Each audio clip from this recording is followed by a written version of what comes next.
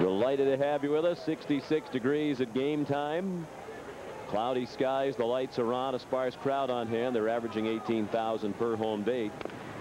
Ricky, first ball swinging, a three-quarter swing, chopped to third. One pitch, and Alicea throws him out across the diamond to Mike Sweeney.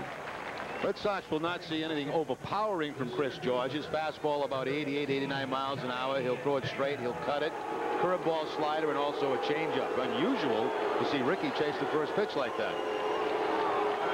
And some boos for Johnny Damon, the former Royal.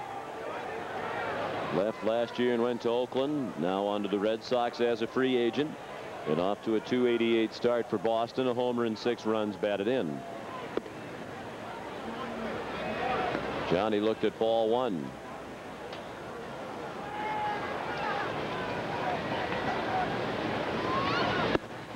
And a fastball inside corner at the belt, borderline at best, but called a strike for George. George from Spring, Texas. Johnny pulls one foul. 1-2. Cooled off quite a bit today in Kansas City. Yesterday, Sean, I know you were doing hockey last night, but it was up around 90 degrees. Very humid. Had a thunderstorm come through about 6 o'clock this morning, and it dropped about 30 degrees. It's going to be even cooler tomorrow. The high temperature expected to be in the 50s. There's the threat of rain tomorrow. Damon frozen by the off-speed delivery of George. That's the first strikeout of the night. 2 down here in the first. No signs of any nervousness right now from Chris George. Of course, he does have the major league experience from a year ago. He'll go to the curveball to pick up the strikeout. The only player in the Red Sox lineup that has faced Chris George is Tony Clark.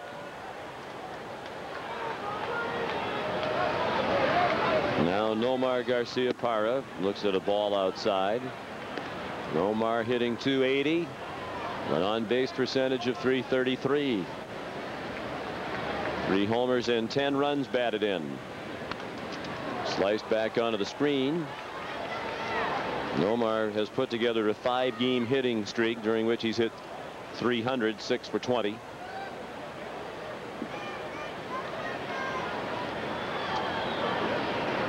George working quickly, had that one slip out of his hand, and Maine couldn't squeeze it.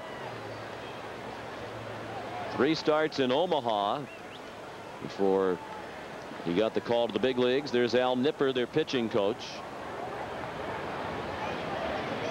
charged with trying to hold this starting pitching staff together. It is not a good staff, and with the injury to May, the struggles of Chad Durbin, who made their team out of spring training but had a tough time and was sent out.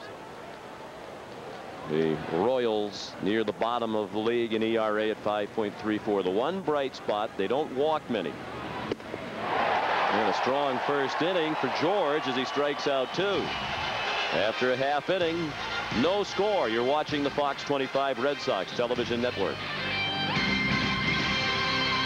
In the first, the Royals getting ready to come to bat now against Pedro Martinez. The starting lineup for the Royals, brought to you by Southwest Airlines.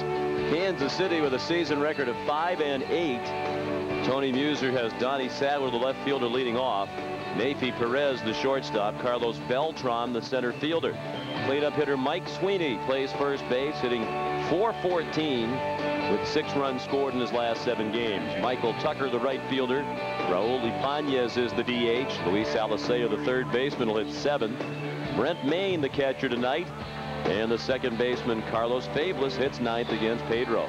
Pedro 1-0. Of course, that win coming against the Baltimore Orioles. A no decision in his last start against the Yankees. 5 1/3, 3 hits, 4 earned runs. Did have 7 strikeouts.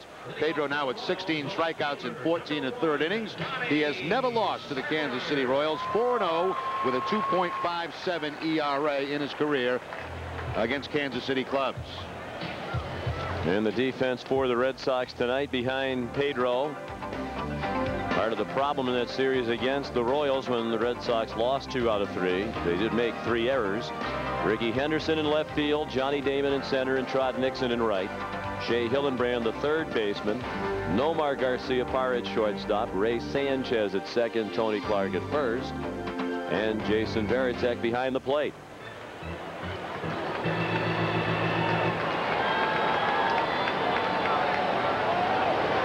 Here's Donnie Sadler. Without Chuck Knobloch in the lineup tonight, Sadler in there as the leadoff man. And Pedro's first pitch of the night is strike one. Sadler's been up 11 times with 2 hits. He has scored 4 runs. Made the team as a non-roster player out of spring training. Had to spin out of the way of the pitch up and in.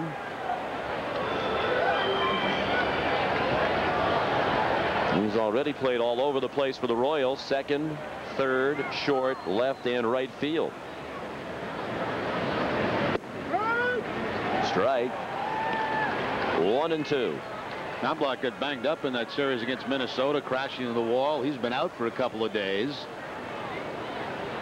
And Red Sox certainly happy to see that. Royals, without a potent lineup, try to run with regularity when they do get on the base paths. They've stolen 19 bases. They tend to steal them in bunches. Slapped foul down the right field line.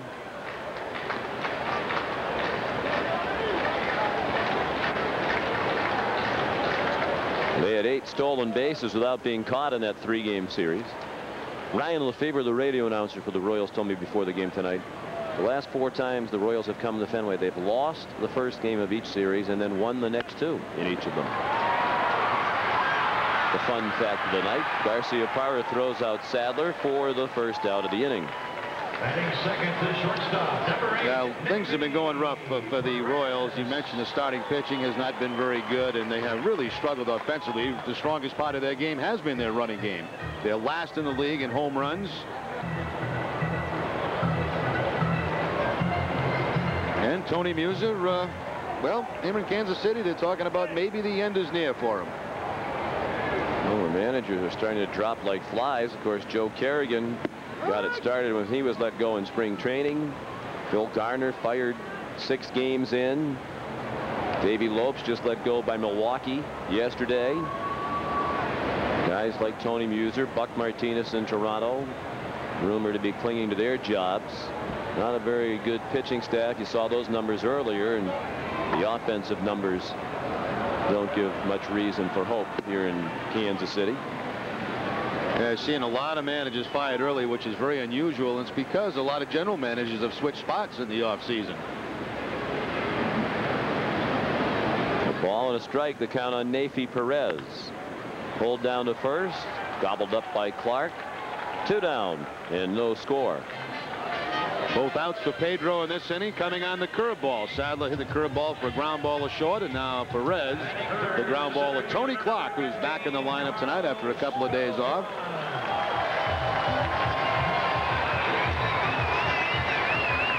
Carlos Beltran, the hitter, hitting .244. A homer and 8 runs batted in. It is only homer of the season. A couple of nights ago at Minnesota, it had 4 runs batted in that game. He was their player of the year last year when he hit .306, drove in 101 runs, stole 31 bases. As you can see, it has started to rain here in Kansas City. Talking about a much more significant chance for rain tomorrow night. According to the weatherman, we should be okay tonight. Some light showers, but tomorrow doesn't sound very good. This doesn't look like it's going to last very long. Beltran hits it in the air in center, and pretty well hit. Damon back on the edge of the warning track to make the catch. And each team went in order in the first. After 1 at Kauffman Stadium in Kansas City, no score.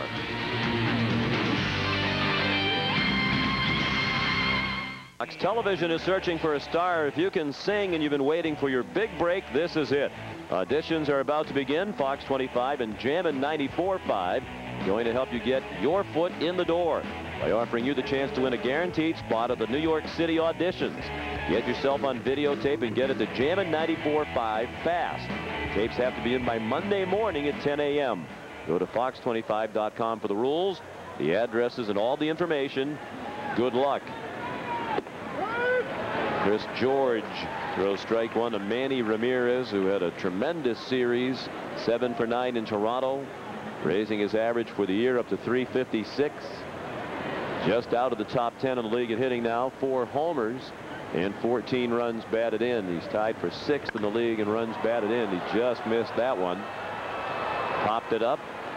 Nafy Perez makes the catch. Think if that wound up in straightaway right field. Nafy Perez was determined to catch that pop-up. He called it early, and there was going to be nobody else in this ballpark make the play except Nafy Perez. That's always hit high.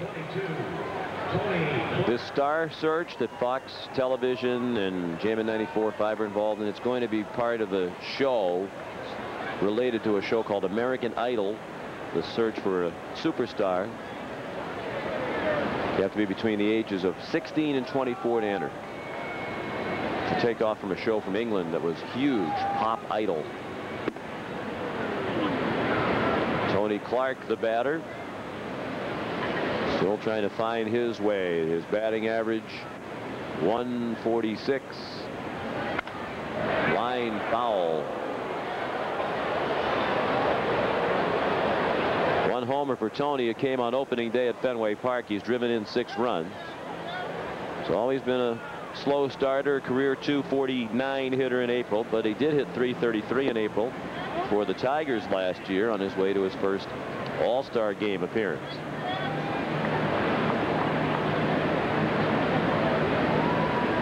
A little downtime in Toronto to regroup, and he smokes one down the left field line into the corner. Should be good for extra bases. It goes through the legs of Sadler, and that won't affect the play. It's a double all the way for Clark. So he's the first base runner of the ball game with 1 out here in the 2nd inning. It's been so long since Tony Clark's had a base hit, 1 for his last 28. You almost feel like asking for the baseball after you finally get one. That looked like a changeup that stayed up about belt high, and Clark with the hard line drive up over the head of Louis Alicea and all the way down in that left field corner. A little bobble there by Sadler, but didn't make a difference. Tony's first extra base hit since April 7th, just his 3rd extra base hit of the year. 2 doubles and a home run. He's in scoring position for Shea Hillenbrand, who takes a strike. Shea was 0 for 4, but did score a run on Wednesday. The 0 for snapped his 12-game hitting streak. It is raining very hard now. And there's a lot of the fans scurrying for cover. The umbrellas popping up.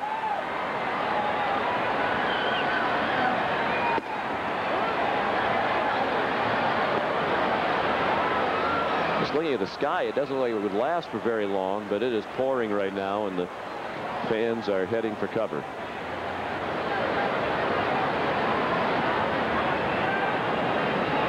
Hillenbrand hit .413 during the streak. The 0 for 4 brought him down to .380. Still good for 6th in the American League in hitting right now, and he's still leading the American League in runs batted in. A chance for another with another man in scoring position. He's hit .500 with runners in scoring position this year.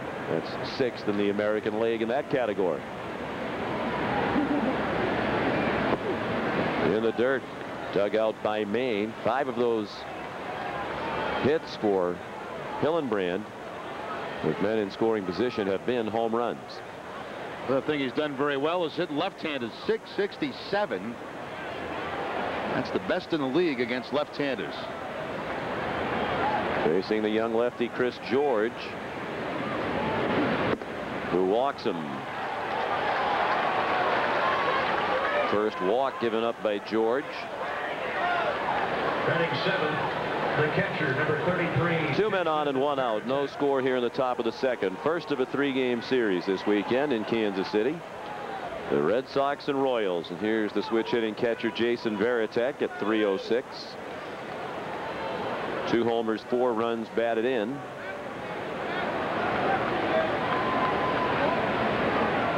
He's hitting .429 this year with men on base. 6 for 14. That's the 8th best average in the league with men on base. You wonder if the rain is starting to bother George. All of a sudden the ball's flying around all over the place out of his grip. Yeah, after the last pitch, he looked down toward the mound like he slipped a little bit, but I don't think it's rained long enough to really make it that muddy on the mound. And it has slowed down enough that they could continue to play through this. It's much more of a heavy downpour a few minutes ago. Well, you wouldn't characterize it as a light mist either. 1-1 on Veratech.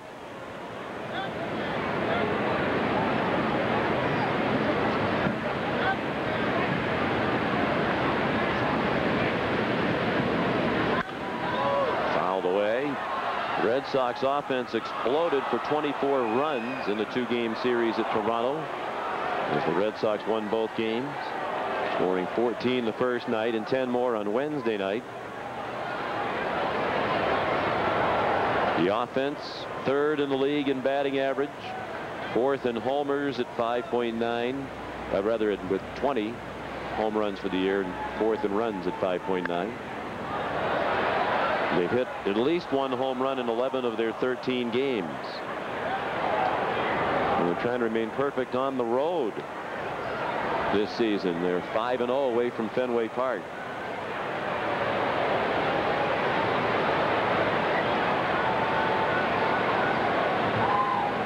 Clark at second. Hillenbrand at first. The 1-2 is bounced over by the Red Sox dugout. Red Sox will have to make a roster move tomorrow. John Burkett coming off the disabled list to start the game tomorrow night. There's some talk today. Of course, the media was prodding Grady Little, trying to find out what the move's going to be. And Darren Oliver got hit in the hand a couple of times. They had some x-rays taken. They were waiting for the results of that to see if he's going to be okay.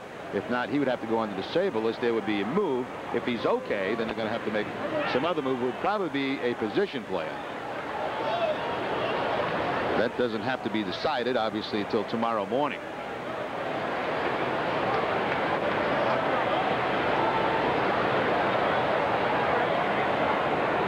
Burkett will be opposed by Brian Ricard, whom the Royals just recalled from the minors. Some back-to-back games in this series. The Red Sox be facing a pitcher just up from minor league baseball. That's the case with Chris George, who breezed through the first inning here tonight. Struck out 2, Damon and Garcia Parra. And after getting Ramirez on a pop-up to start this inning, Clark lined a double down the left field line, and Hillenbrand walked. Now it's 2-2 on Veratech.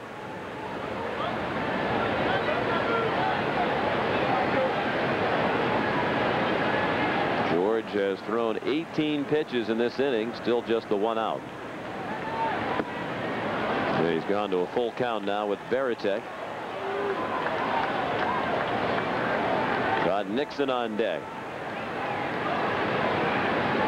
1, 2, 3 first inning required just 10 pitches.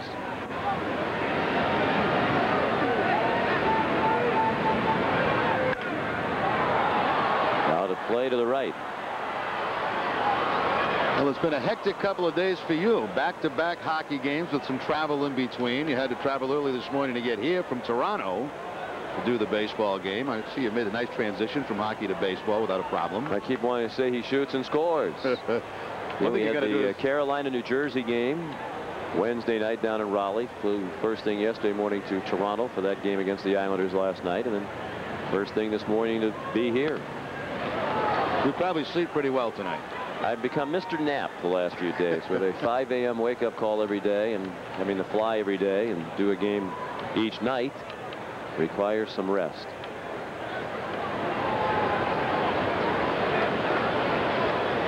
This will be the 11th pitch of the at-bat for Veratech.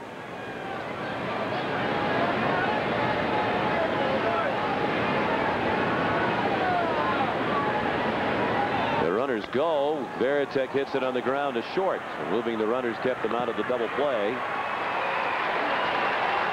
Perez to first for the out. Now 2 men in scoring position. You wonder in that situation, though, Jerry, does the movement of the runners increase the likelihood that Veratech, or wherever the hitter is in that situation, might swing at a borderline pitch to protect them, or are you going to swing anyway with 2 strikes on anything close? I think you're protecting on anything close anyway with the 2 strikes. You know, it's interesting. They did not go on the first couple of pitches, and Grady Little must have been convinced that there's no way this guy was going to strike out Veratech, so they went ahead and send the runners, because that's certainly a gamble. Clock at second base does not have good speed. Now Nixon off to a slow start. Trout's hitting .234. That's in line with other Aprils of his career. He's a .239. Lifetime hitter in the season's first month. The homer on opening day, 2 runs batted in. So far for Nixon, a chance to double that right here with a base hit.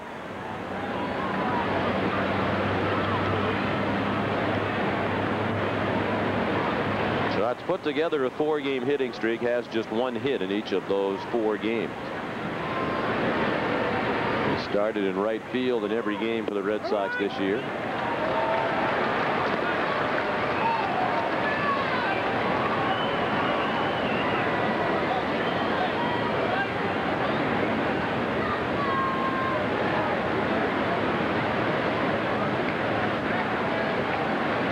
Works from the third base end of the rubber.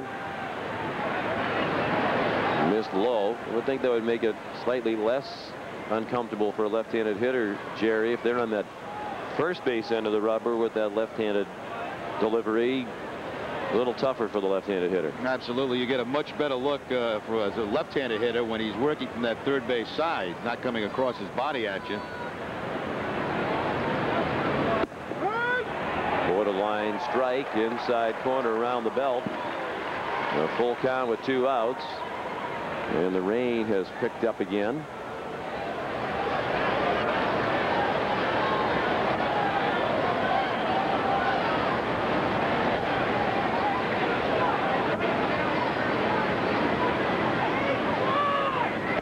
Ball 4. Second walk in the inning. That loads the bases for Ray Sanchez. You can see how hard it's raining as Al Nipper trots through the raindrops on his way to the mound.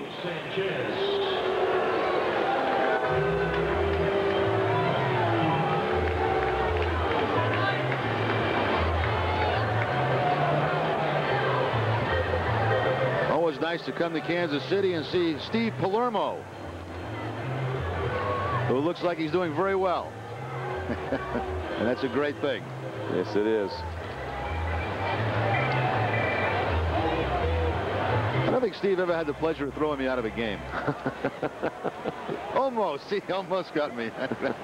Steve, long-time American League umpire and one of the all-time best, and a terrific guy. Here's Sanchez.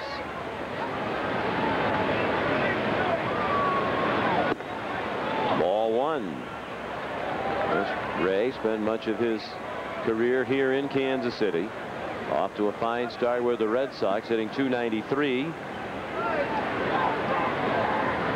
With 4 runs batted in. Hits it in the air in straightaway center field. The second baseman Fabulous out to handle it. So a long inning, but they don't score on Chris George after an inning and a half. No score. You're watching the Fox 25 Red Sox television network.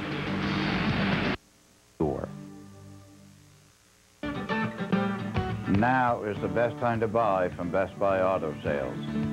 Why? It's 4-wheel drive season and we have several in stock now. Plus right now you'll get financing starting as low as 0%. And of course all vehicles are inspected and we always service what we sell. I have said it before, but Andrew says it best. I know my grandpa and he sells the best. Trouble keeps the Red Sox off the board in the second inning. The Sox fans, come celebrate Kids Opening Day Saturday, April 27th, and take Wally the Green Monster home with you. All fans age 15 and under receive a decorative Wally the Green Monster pennant courtesy of Conn's Fenway Franks. For tickets, call 617-482-4SOX or log on to redsox.com. A long wait for Pedro Martinez in the dugout as the Red Sox loaded the bases. Chris George struggled with his control but get out of the jam. Here's the Royals' best player, Mike Sweeney. in the dugout for 18 minutes. His first pitch to Sweeney, a strike at the knees. Sweeney, right where you'd expect him to be, hitting comfortably above 300 at 353. A homer and 8 runs batted in.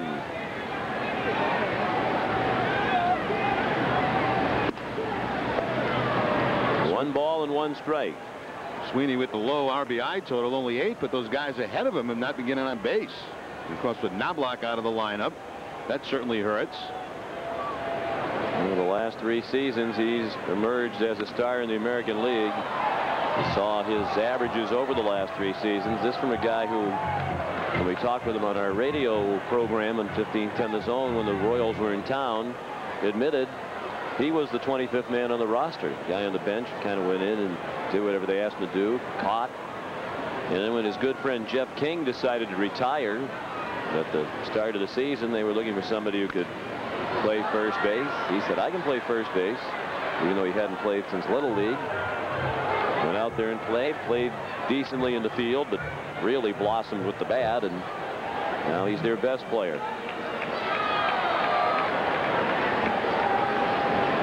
Pedro's ahead of him 1-2. Change up, dribbled foul off the end of the bat. It's interesting, Sean, keeping on that same story about Sweeney. Jimmy Williams, when he was managing the Red Sox, and this is at that time where Sweeney was moving around at different positions, he said a lot of our players would laugh at him, you know, because they'd watch him take ground balls, catch it, didn't do a very good job. He said, I'll tell you one thing, this kid's going to be a hitter. He was right. Because he's a nothing but hit.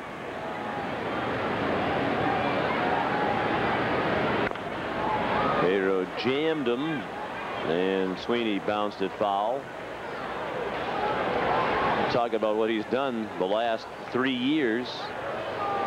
He's hit over 300 for 3 straight seasons. In the 2000 season, he hit 330, had 200 hits and 140 runs batted in. First American League player with at least a 330 average, 200 hits and 140 runs batted in since Al Rosen in 1953 with Cleveland.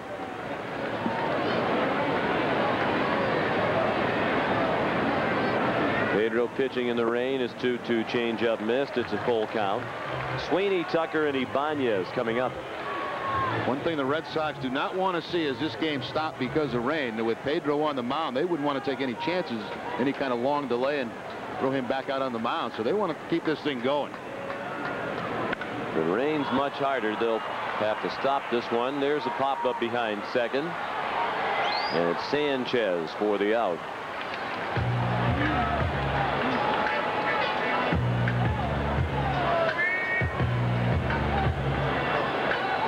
One down here in the Kansas City second. Tucker.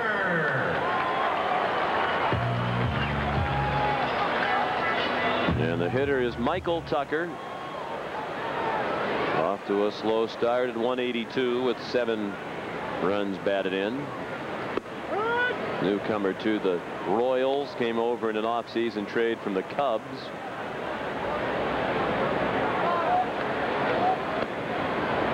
The ball 1-1. He had a quiet series at Fenway, was 1 for 13 against the Red Sox. It is really pouring now.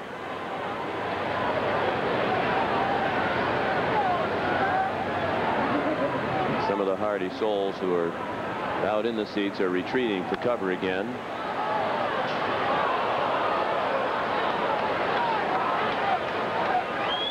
Looks like the ground crew starting to mobilize too down in that bullpen area.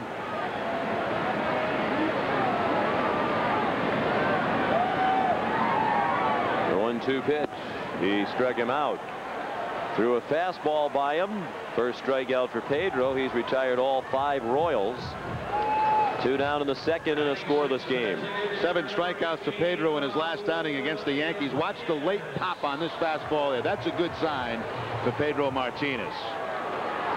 That last fastball clocked at 96 miles an hour.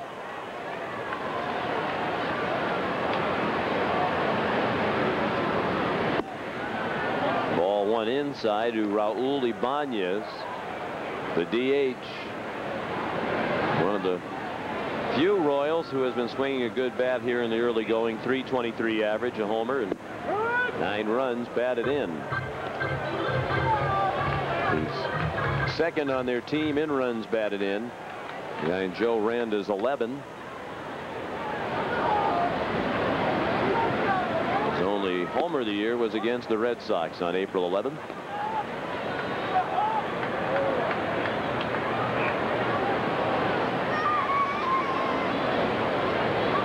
This lineup right now, with the exception of Ibanez and Sweeney, nobody swinging the bat well at all. You got a lot of averages under 200, the low 200s. The team batting average entering tonight, 245.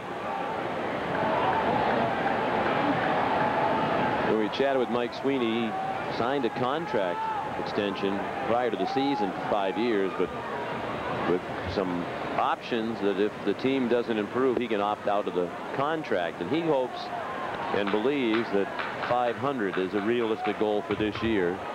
And he believes the ownership is going to make the commitment to spend more money, bring more talent in here just by giving Sweeney $55 million in his new deal. A lot of people here locally were heartened by that.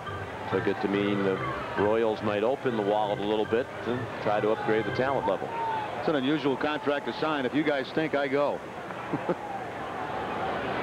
He loves Kansas City, wants to stay here, but doesn't want to be here if they don't have any chance to win. So he'll evaluate that as they go along. High flying left, handled by Ricky Henderson. Pedro's pitched 2 perfect innings after 2, no score. You're watching the Fox 25 Red Sox television network.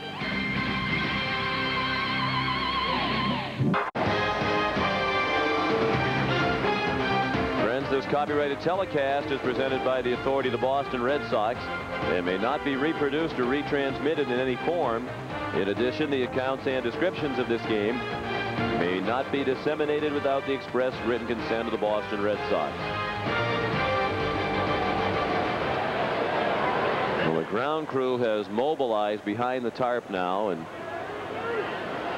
with our resident expert in the booth, Steve Palermo, here, he knows all the ins and outs of how the umpires handle these situations, and he tells us they likely know what the weather is that's on the way here, and if there's another downpour, we're probably going to see that tarp on the field.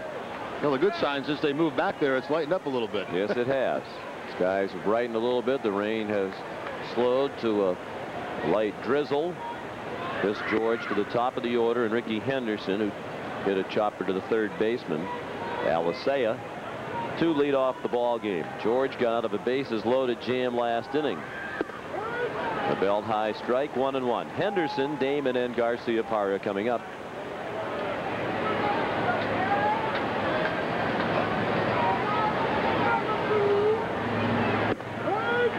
A strike, 1-2.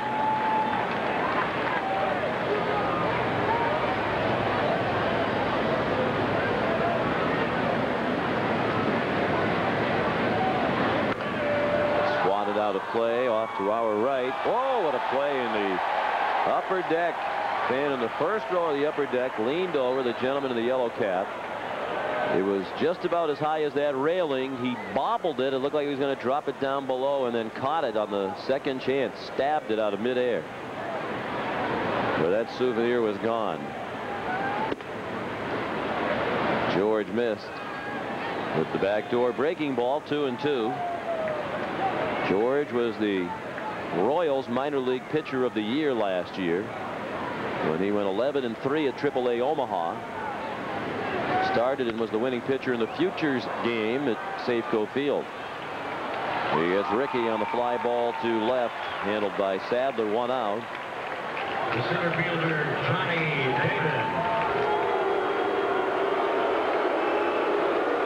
Chris George was also a member of the United States Olympic baseball team in the 2000 games of Sydney, Australia, and won a gold medal as a part of that squad. In the Olympics, he pitched 3 2/3 innings without allowing a run. He throws a ball low to Johnny Damon, who was called out on strikes in the first. Alicea in very close at third base, expecting a possible bunt from Damon. to right. And caught by Michael Tucker. Johnny stung it, but Tucker didn't have fire to go for the second out of the third. Well, it's unusual to come to Kansas City and hear the people react the way they have toward Johnny Damon. And, of course, Tony Musa, their manager. Usually here, you don't hear anybody boo. Well, I think if they'd, we'd like to say in today's parlance, showed Johnny the money, he'd be here. That's right. They wouldn't be booing at them. I think any of them, had they been in Johnny's situation, probably would have done the same thing.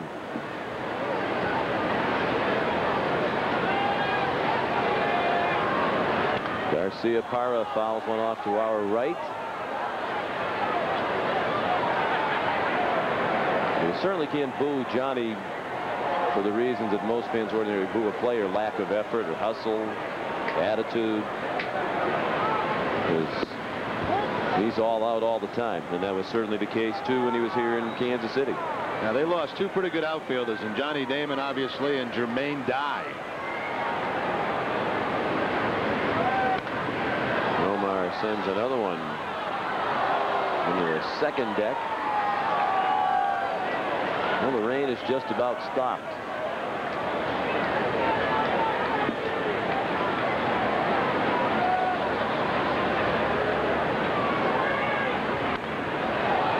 Back in our direction now. Red Sox in first place in the American League East by a game over the Yankees, who are hosting Toronto tonight. Boston 9-4. New York starts the evening 10-7. Routine fly to center. Beltran has it. George has a 1-2-3 inning after the shaky second. We go to the home half of the third. No score. Screams into Talladega Speedway. Dale Earnhardt Jr. and Jeff Gordon attack the fastest track in motorsports. Watch the battle for the checkered flag. NASCAR on Fox Sunday at 1 on Fox 25. Never picking Jeff Gordon again. Never. Ever, ever.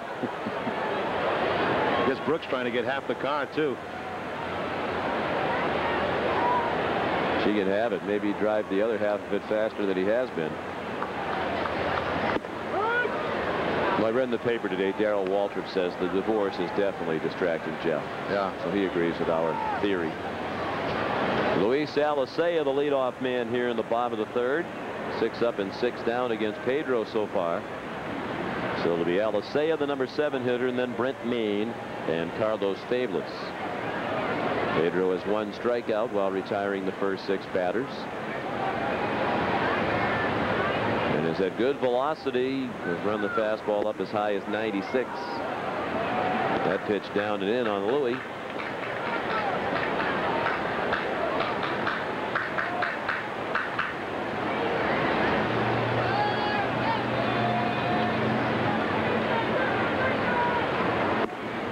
Good changeup.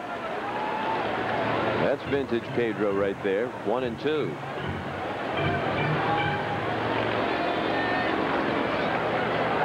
Yankees lead Toronto 2-0. They are in the third inning with Mike Messina on the mound against Luke Prokopec. Another good changeup for strike 3. Just by those back-to-back changeups, you can see how much Pedro's improved from the first game. I mean, those changeups in the first couple of outings were staying up about belt high. This is where he's so effective and so hard to lay off for a hitter. See the action on that. It's almost like a screwball. And Jason Veratech felt Pedro made progress in that last outing against the Yankees, even though they scored 4 times in the first inning. Pedro pitched 3 2/3 hitless innings to end that outing, and Jason said just looking out at Pedro, he could see in his demeanor and body language that Pedro felt that it was coming back to him. Now you can tell, you can look at him tonight and tell that he feels very confident about himself. Working quickly, right back on the mound, ready to go. He has fallen behind Brent Maine 2-0. And a lazy fly to left. Ricky started back and then a couple of steps in. Two down here in the third. Time to check the standings in our NASCAR prediction competition here on Fox 25. Jerry and myself, Brian Daubach, and Trot Nixon. These are the results from last week, the Virginia 500. Trot had the best finish because he picked Tony Stewart, who wound up third. Jerry Remy, in a stunning development, had a top 5 finish with Dale Earnhardt Jr. No, I needed it bad, too. I think that moves me out of the cellar. Yeah, I'm never picking Jeff Gordon again. Was the pole sitter, finished 23rd.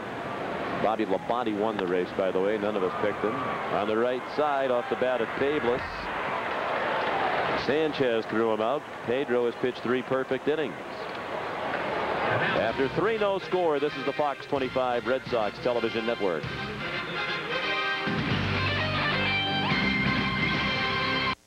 Your local Lincoln Mercury dealers. The category tonight: team stolen bases, the Kansas City Royals and the Chicago White Sox tied for the American League lead, and St. Louis on top in the National League with 18. League leaders brought to you by your local Lincoln Mercury dealers. Chris George threw a strike to Manny Ramirez. Manny popped out to the shortstop Napi Perez in shallow center field in the second inning. Tony Clark on deck, then Shea Hillenbrand. This is the part of the batting order that produced the only threat of the game for either team. The Red Sox had a 1-out double from Clark in the second, and Hillenbrand walked. They moved up on a ground out. Nixon walked to load the bases with 2 outs, but Sanchez popped up, and George got out of the inning unscathed. He's retired the last 4 Red Sox hitters.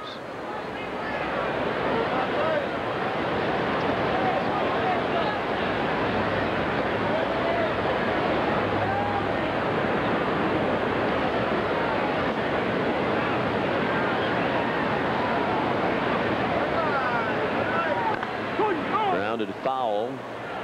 George, from the Houston, Texas area, graduate of Klein High School, led his team to a state championship as a senior in high school, was the Texas State Player of the Year, went 15-0 with 15 complete games his senior year. Turned down a scholarship from Rice, which has a fine baseball program and is also an excellent academic school, to sign with the Royals.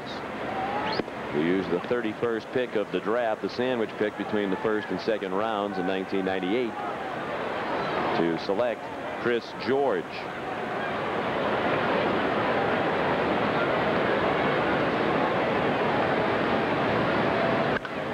Ripped up the middle, knocked down by the body of George, and he throws him out.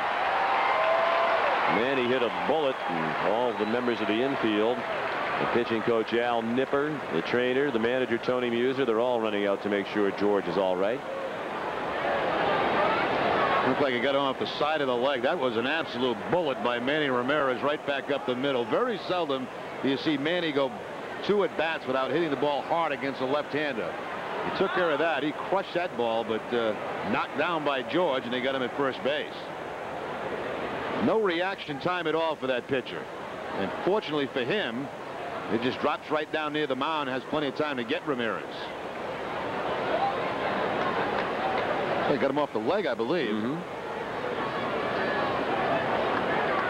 Kick save and a beauty. He's going to take a couple of tosses, make sure he's all right. Seems to be fine. Let's pause for station identification. This is the Fox 25 Red Sox television network.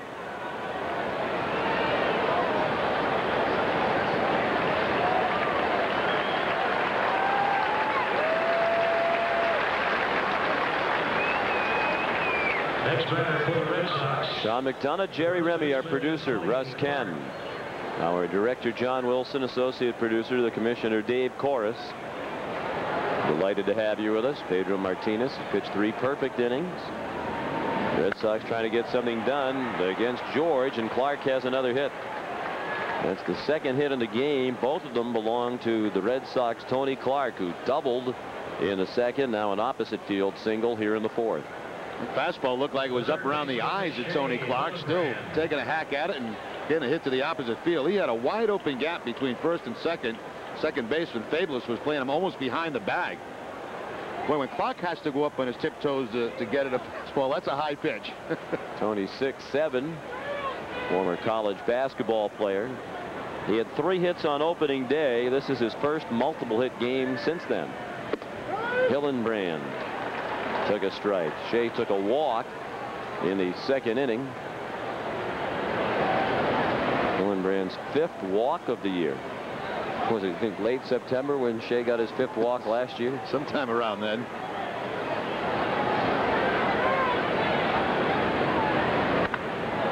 Pulled foul. I think you'll start to see Shea swing at a few more first pitches, because what scouts are seeing is the fact that he is not swinging at the first pitch, and you notice a lot of pitches just trying to get a strike on him now. So it'll be a cat and mouse game all season long. Shea's 5th walk of the season last year came on June 10th, and he had to walk 3 times in that game to get to 5. He's at a blistering pace this year. One of those walks that night was an intentional walk. He went into the game on June 10 with 2 walks for the year. He hits a double play ball to second, and they turn it. Fabulous to Perez to Sweeney. That ends the inning. 4-6-3. On to the bottom of the 4th in Kansas City. No score. Pedro Martinez has pitched 3 perfect innings. He had one of his roughest outings as a member of the Red Sox in this ballpark on August 24th of 2000. The Royals got to him for 5 runs in the first inning, scored another in the second. Red Sox got Pedro off the hook as they came from behind to win that ball game 9-7. But since then, starting with the end of that outing for Pedro in this park, he's thrown 17 straight scoreless innings at Kauffman Stadium. After the season, he actually called that the best outing of the season, because he got beat up early and then just was able to come back and shut him down. Foul ball from Donnie Sadler to begin the home half of the 4th. Sadler grounded to short to begin the 1st.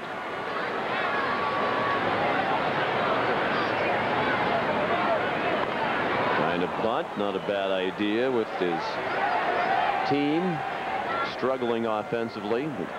Donnie bunted it foul. A lot of Red Sox fans probably would have liked to see Donnie try to bunt a lot more when he was in the Red Sox organization. Possesses great speed, but couldn't get the most out of it. Had a tough time consistently getting the ball on the ground. It's almost as if he didn't want to hit the ball on the ground.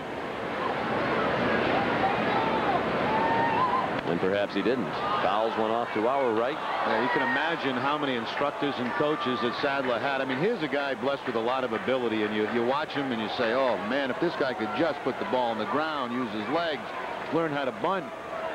And there were plenty of people trying to get to him to try to do that. Yeah, that's no good. That's not going to work for Donnie Sadler. No. Veratech set up high, wanted the high fastball. Pedro threw it there, and Sadler pops out to Nixon in right. 10 up and 10 down for the Royals. And this outing certainly encouraging from Pedro. Sadler chasing a high fastball. Well, that's not uncommon against Pedro. A lot of players do that, but Sadler has never disciplined himself to be able to get his hands above the ball and put it on the line and on the ground. Nafy Perez, the hitter. No score here in the 4th. Perez fouls one out of play to our left. He grounded out to Tony Clark in the 1st inning.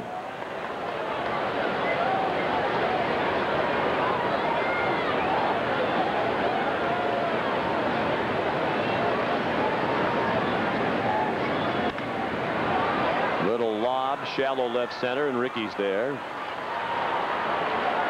2 down. That's the changeup again from Martinez, and once again down below the knees. Excellent pitch. The center fielder, Carlos Beltran. He has not left the changeup up in the zone yet in this game, and when he keeps it down there, they're so off balance, just can't get anything behind the swing.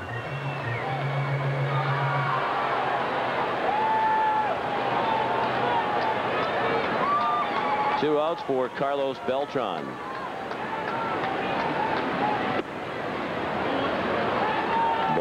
1, a little bit high.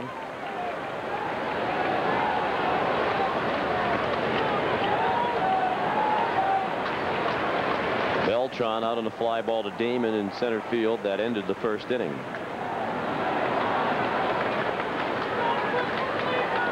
The American League Rookie of the Year in 1999 was Beltran.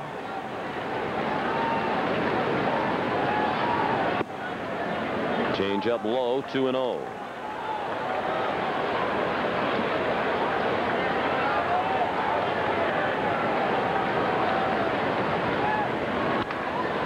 In the hole, diving stop by Clark. Pedro covers and dropped the ball. Nice play by Tony. And I think they believe that Beltran turned towards second base. Veratech's going to tag him.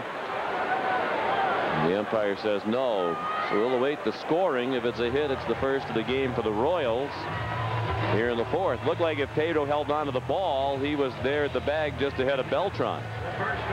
Yeah, that ball, a seed thrown by Tony Clark. He knows he has to rush after he gets in the dive and gets up, because Beltran has very good speed, and the ball's going to be, actually should have been caught by Pedro, and if he does catch it, it's going to be an out. And they have scored an error on Pedro, and that's the right call. He catches the ball. It was just a little low, but it was above his knees.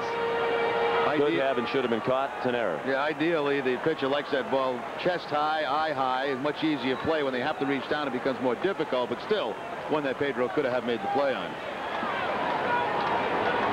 Pedro's second error of the year.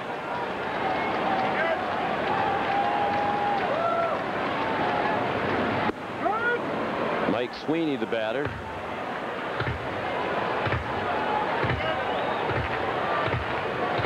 He popped to second in the second.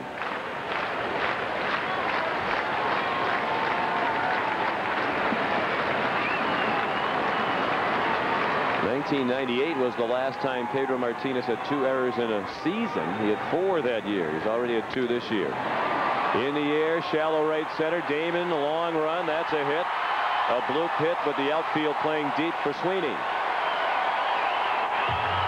The Royals' first hit comes with 2 outs in the fourth. And that's another hitter up there. That ball's caught because the outfielders wouldn't have been so deep, because it was Sweeney, Damon, and Nixon playing deeper than they normally do.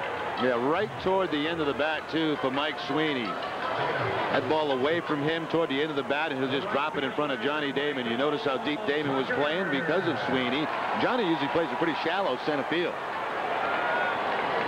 Now a chance for the Royals to take the lead. They put 2 men on with 2 outs.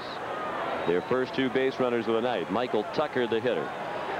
Pedro struck him out swinging in the second.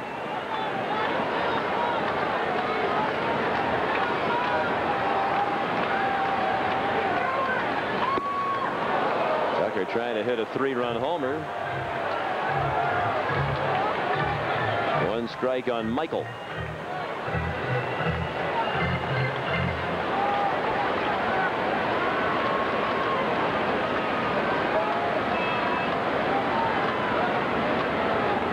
Second go-round for Tucker with the Royals. He broke into the big leagues with them. Foul ball, 0-2. That was back in 1995. He's a former first-round pick of the Royals.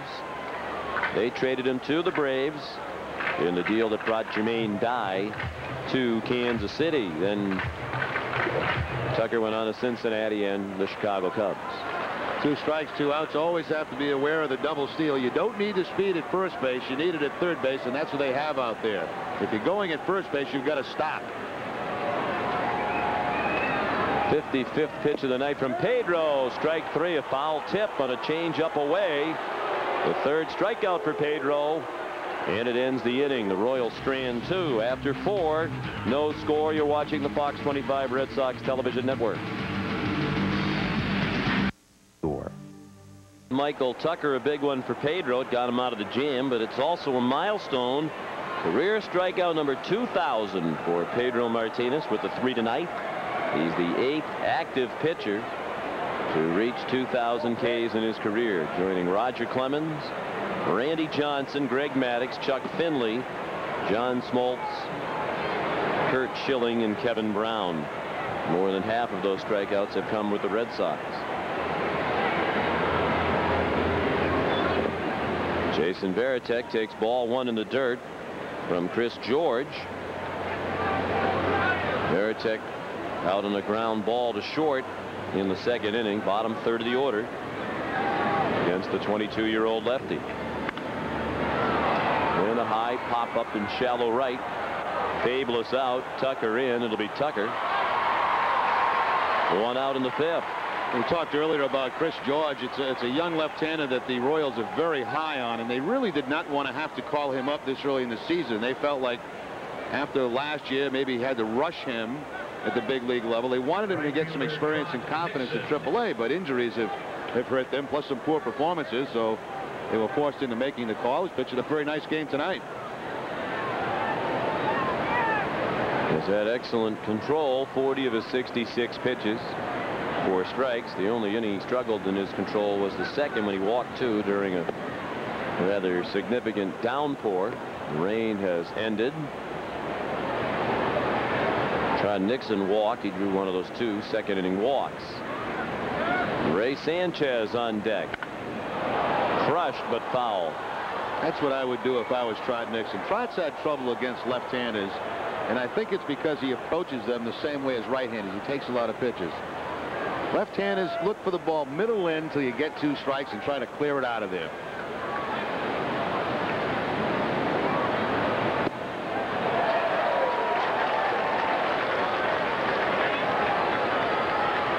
One and 2 now on Trot, hitting just 200 against left-handed pitchers this year.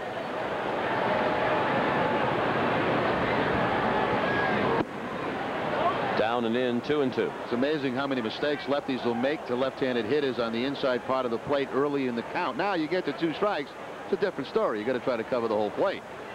You got to give up something once in a while to have some success against people that have given you problems. Look out. Up and in, a full count. Sanchez to follow.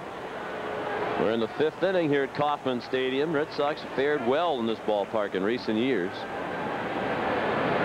They're 13 and 6 here at the Big K over the last 4 seasons. Kauffman, or rather George, here at Kauffman Stadium gets the strikeout of Nixon. The 3rd K of the night for George. The confidence shown by Chris George going to the breaking ball on the 3-2 count. Nixon expecting fastball 3-2. Instead he gets the breaking ball and just completely freeze at home plate. Ray Sanchez, the batter. Former Royal, left here last year when he couldn't agree on a contract extension. He was their shortstop for 2.5 years. Last year the Royals offered Ray a 2-year $7.5 million contract extension. He wanted a 3-year deal and turned them down. So the Royals traded him at the trading deadline to the Atlanta Braves. With hindsight, Sanchez may wish that he took the deal because he signed with the Red Sox for $700,000. So well below what the Royals were offering him.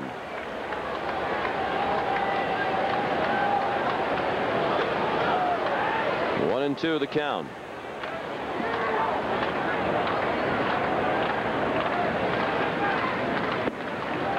Reading the Kansas City Star today, Jerry, an article by Dick Cagle. He writes, the Garcia-Parra-Sanchez combination could be the best since shortstop Rick Burleson and second baseman Jerry Remy. Wow.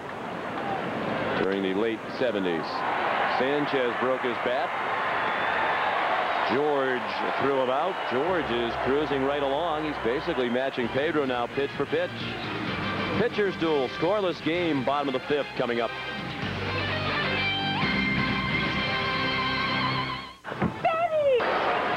Chris George has allowed just 2 hits, both to Tony Clark. The Royals have 1 hit, a bloop single by Mike Sweeney off Pedro Martinez. Pedro has not issued a walk. He has struck out 3 to give him 2,000 career strikeouts. They face the 6, 7, and 8 hitters here in the 5th inning. Raul Ibanez, Luis Alicea and Brent Mayne. Pedro's had that good changeup all night, and Ibanez was out in front of it for strike one. He flied to left in the second inning. The former Seattle Mariner pulls that one foul into the seats on the right side.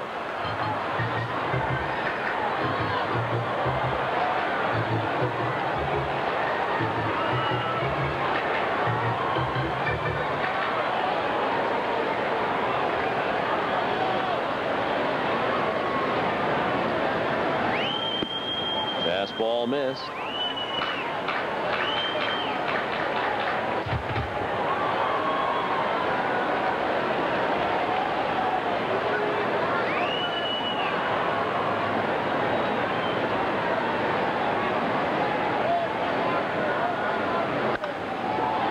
To left field again, and Ricky has room. One out. I'd have to say, Sean, this is the best control that Pedro has shown in any one of his outings with all of his pitches. Now, we haven't seen many curveballs in this game. He hasn't needed it. Basically, fastball changeup.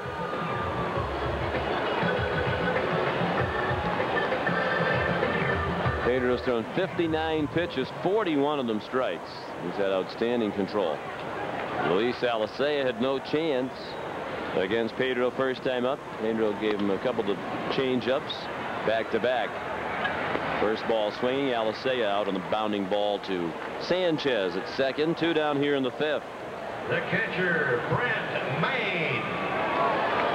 Game 2 of the series tomorrow night, 7 o'clock Eastern time. John Burkett makes his first Red Sox start against Brian Ricard, the former Tampa Bay Devil Ray, just recalled from the minors by the Royals. At 7 o'clock here on the Fox 25 network tomorrow night from Kansas City. Brent Mayne fly to left in the third. Burkett tomorrow night is supposed to go somewhere 50-55 pitches, and depending how soon that comes, you may see Tim Wakefield follow him.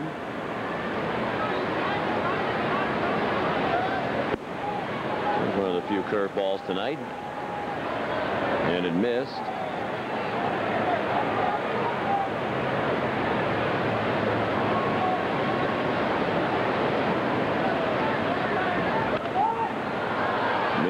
Fouled it back, and he's in the hole. 1-2. Pedro's arm angle certainly much different in his last couple of outings than it was on opening day. He was much more over the top, almost feeling his way through that game. Now it's the same angle that Pedro's thrown since he's been with the Red Sox. Fastball. Mayne just did get a piece of it. Yankees still lead Toronto 2-1 now. They're in the fourth. Peck and Messina the starters. 1-2 pitch. He struck him out with another fastball. A 1-2-3 inning. Pedro's retired 4 in a row. He's fanned 4 tonight after 5. No score.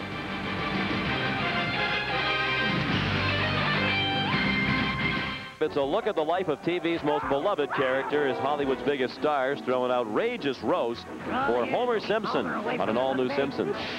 Then at 8:30, the boys have a perfect scam to pick up girls. But will they get caught in the perfect lie? It's an all-new Malcolm in the Middle. The fun starts Sunday at 8 on Fox 25.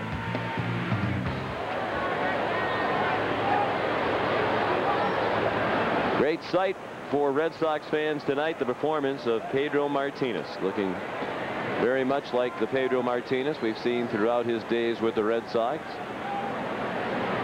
He's allowed just one bloop hit, hasn't walked a man. Had excellent control, good velocity. They have shut out the Royals through 5, but Chris George has blanked the Red Sox as well on just 2 hits, both belonging to Tony Clark.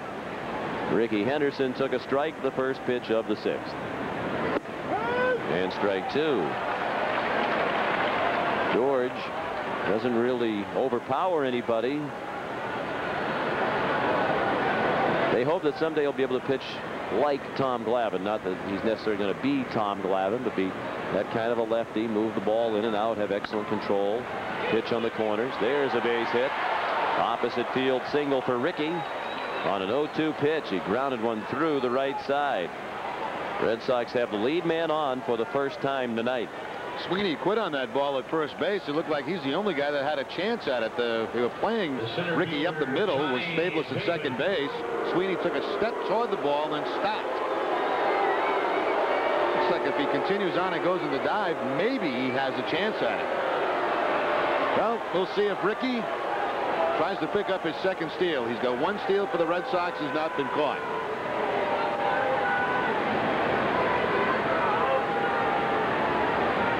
He's now put together a 5-game hitting streak. He's contributing just about every time he plays. Damon turned the bunt. I think it hit him. Or is it a foul ball? Johnny was walking down the line as if it hit him. But Rick Reed told him to come back. It's a foul ball. He bunted at it. There's no question about that. Sounded like Johnny was trying to pull the bat out of the way. Watch him square around. The ball's going to be right at him, and he bunts at it. And it looks like he gets the bat and his finger.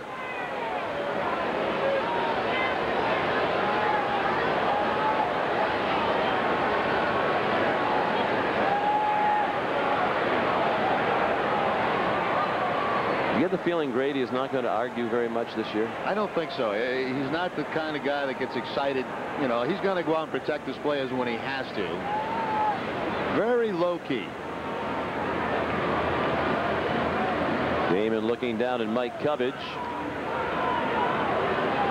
The finger probably still hurts. Lucky he didn't break it. Henderson held by Sweeney. The third baseman Alicea well in on the grass. Ricky, the all-time leader in stolen bases. 98 of them against the Royals.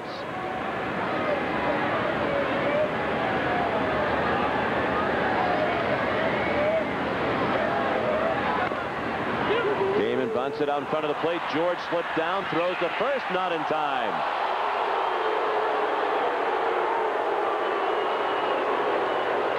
Tough break for the Royals as George, on this damp grass, slipped after fielding the bunt. It had a real good bunt, but you'll see right here as he's going to make the play, just falls down. And of course, with Johnny Damon's speed, even though he reacted very well and got the ball to first base in a hurry, not in time to get Damon. Interesting to see the Red Sox bunting there. You had the left-handed Damon. Apparently, Henderson not seeing Chris George, the pitcher, not sure of the move. They go to the bunt instead of the steal. Johnny's still being bothered over there at first base, but where he got hit on that bunt attempt. Meanwhile, Brent Mayne, the catcher, out at the mound to chat with George. The Red Sox with a chance to grab the lead and to score this game in the 6th inning. The first 2 men are on, both with excellent speed. Henderson at second, Damon at first for Garcia Parra, who has struck out and fly to center.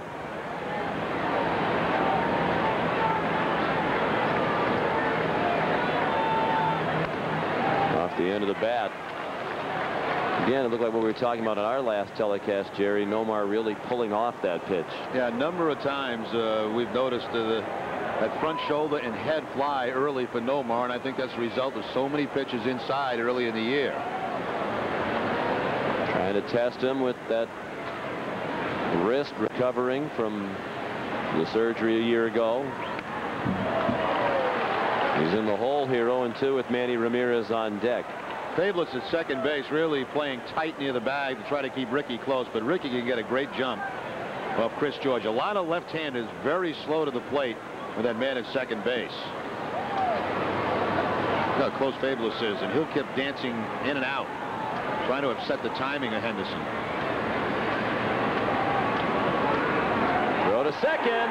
They got him.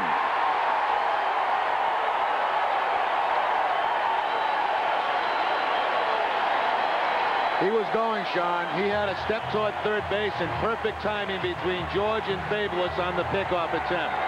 Watch Ricky take that step towards third base right there, and that's going to be enough to get him.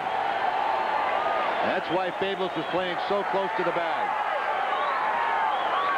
Oh, a big first out of the inning. Now just a runner at first and 1 out.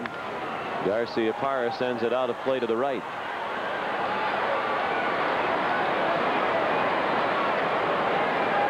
He was going that time, no question about it. He was trying to get that walking lead, momentum toward third base, and they timed it absolutely perfect.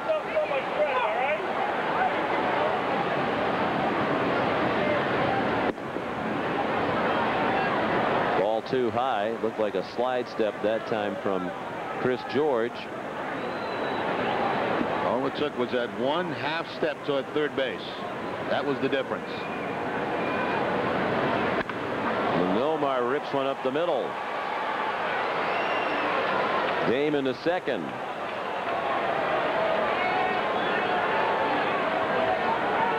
Nomar now has a 6-game hitting streak with that base hit.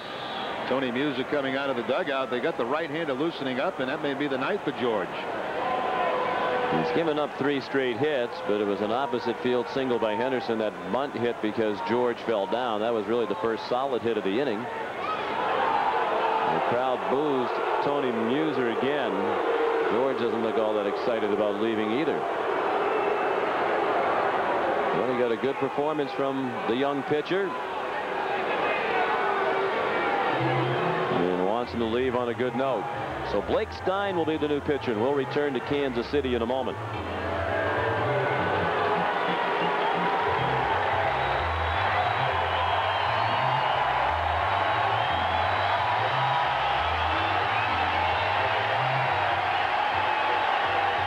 Very nice outing by the 22-year-old lefty, just up from the minors, Chris George. He went 5 1/3 innings without allowing a run, although he is responsible for the 2 runners on base. He gave up 5 hits, walked 2, struck out 3, threw 86 pitches, 55 strikes. Tony Muser was booed even more lustily as he returned to the dugout after handing the ball to Blake Stein. The call to the bullpen brought to you by Nextel Direct Connect. Get right through. Call 1-800-NEXTEL-9. Stein trying to improve on his last outing a couple of days ago against Minnesota. 1/3 of an inning in 5 hits, 4 earned runs in that ball game. Overall, this will be his 6th appearance. I think what fans don't know is that Chris George just worked 3 innings of relief a couple of days ago down at the minor league level.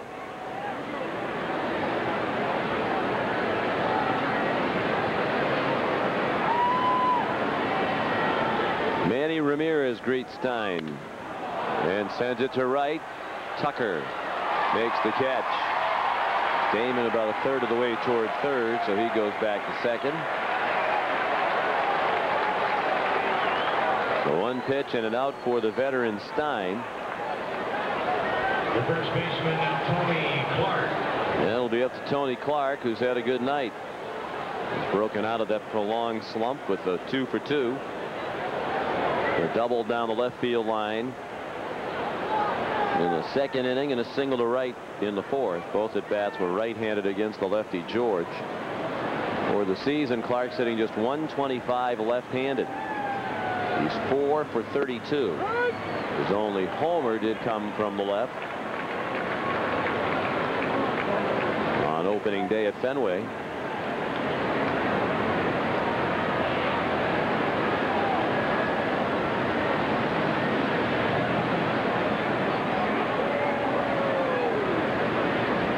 From Stein, fouled away.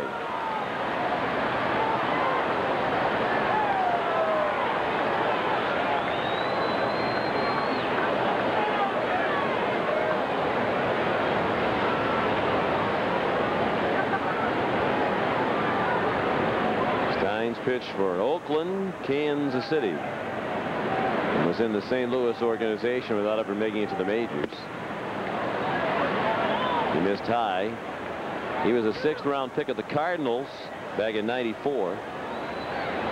Never made it to the majors with them. It was traded to Oakland with 2 other pitchers in the deal that brought Mark McGwire to St. Louis. The trading deadline in 1997. When he came over here to the Royals from Oakland in the trade that sent Kevin Appier to the Athletics at the deadline in 1999. He was 7 and 8 last year for the Royals, dividing his time between the starting rotation and the bullpen. And he's gone to a full count with Tony Clark. Shea Hillenbrand on deck.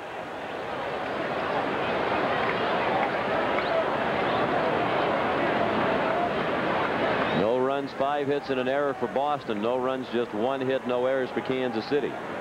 3 of the 5 Red Sox hits have come in this inning. The payoff pitch with the runners going. A foul ball.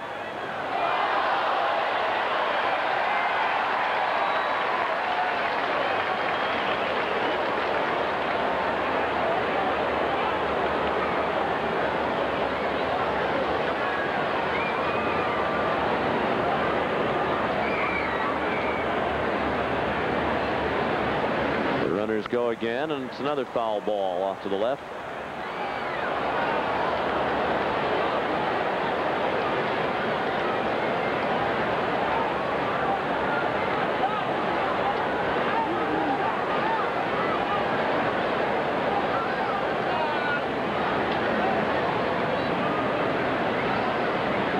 Damon the runner at second and Garcia Parra at first. They're getting their sprinting in.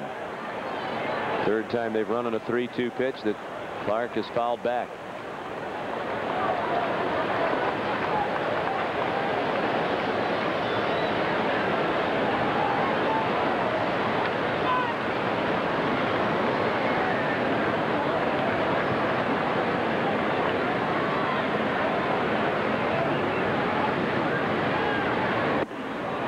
Ball 4. Clark won the battle with Stein to load the bases. Third baseman Shea Hillenbrand. No action in either bullpen. And the batter will be Shea Hillenbrand.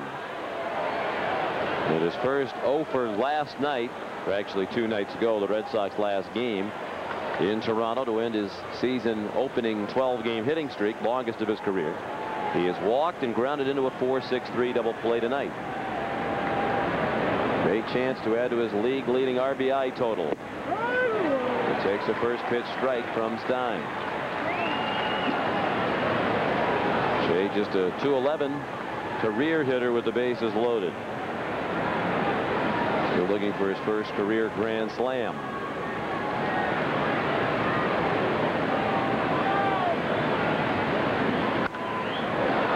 Out of play to the right. Yeah, Blake Stein has a very good fastball. That one about 93 miles an hour. Inconsistency has been his main problem.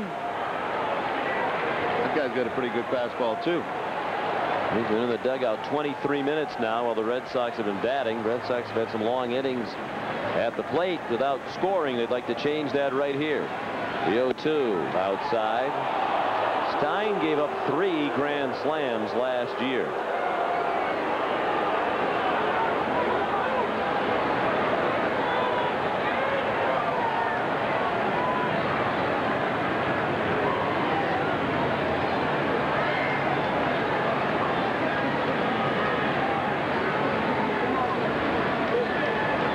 The 1-2 pitch. Outside and low.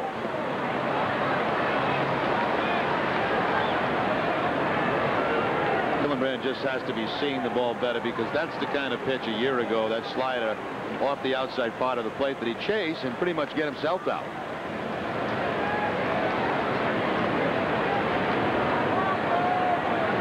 The 2-2 pitch in the dirt, blocked by Maine. Very nearly threw his legs to the backstop. There's not a lot of room back there. Got by Maine. The backstop isn't far away. I don't think Maine knew what to do on that. Try to catch it, block it, backhand it. Fortunately for him, it just dropped right in front of him. Yeah, if you're a runner at third, you're right, Sean. You got to really make a split-second decision, because there's not that much room behind home plate. Shea's had 1 bases loaded walk in his career. Here's the 3-2 pitch. A high chopper to third. Alicea, foul ball. And a good thing for Louis that it was. Hillenbrand would have been safe. Yeah, everybody would have been safe. And, you know, it's funny, on that kind of play, everybody looks to the third base umpire, but it's not his call. It's the home plate umpire's call till it gets by third base. Then it becomes the third base umpire's call. And right away, Rick Reed made the foul call. That's true along the first base line as well. Anything between the plate And the bag is the call of the home plate umpire. Damon is the runner at third. Garcia Parra at second. And Clark at first. Tony's been on base 3 times tonight. Hillenbrand fell behind 0-2. Has worked the count full. The second 3-2 pitch. Hit in the air in right center field and well hit. That ball is off the bottom of the wall of the fly, and it caroms back over the head of Beltran. It's a triple for Hillenbrand that drives in 3. He continues his phenomenal start, and the Red Sox lead 3-0.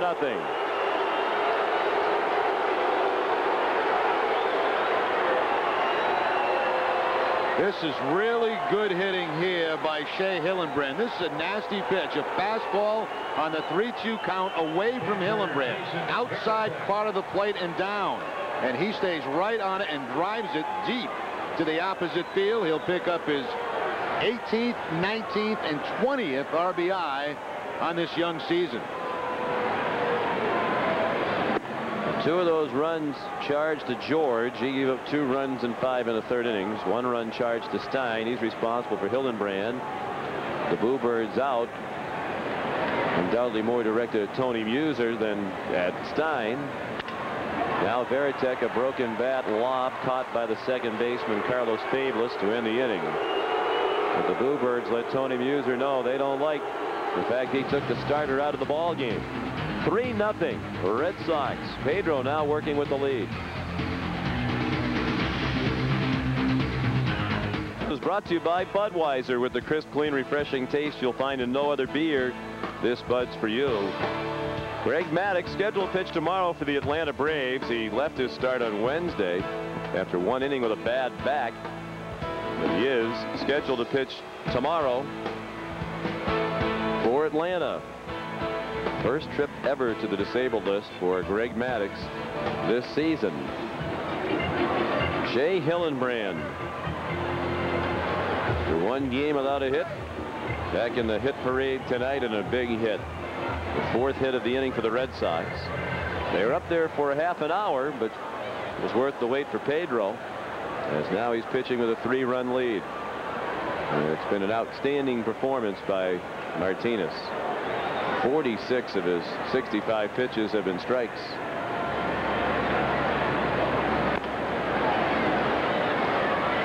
Carlos Fabulous, the number 9 hitter, chased the first one and nubbed it foul off third. Hillenbrand now with 20 RBI. That leads the American League. Paul Konerko of Chicago is second in the league. He has 16.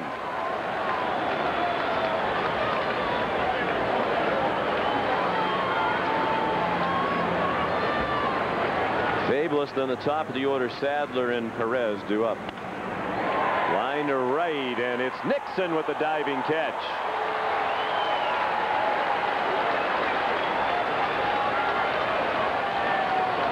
One advantage for Trot Nixon was playing shallow. Fabulous does not have good power, and especially to the opposite field, so that gives that right field the luxury of playing a little bit closer to home plate, and it helps Nixon make that play. That ball slicing away from Trot off the bat of the right-hander. Pedro likes to play. Pitchers like that kind of an effort. As they should.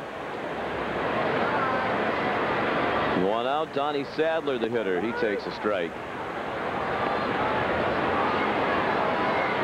Sadler is grounded to short and fly to right.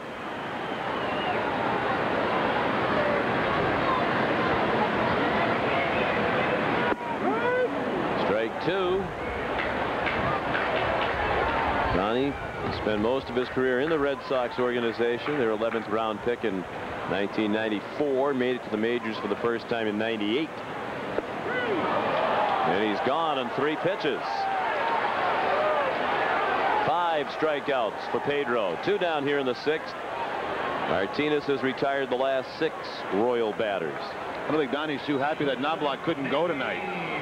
2 jelly leg curveballs that time to get the strikeout on Sadler. Jelly leg, those knees start to shake and buckle, you got no chance. Mayfi Perez late on that pitch. Fouled it away. To the left, Perez is grounded out and flied to left. Talk about the great control Pedro's thrown a first pitch strike to all but 4 of the hitters tonight.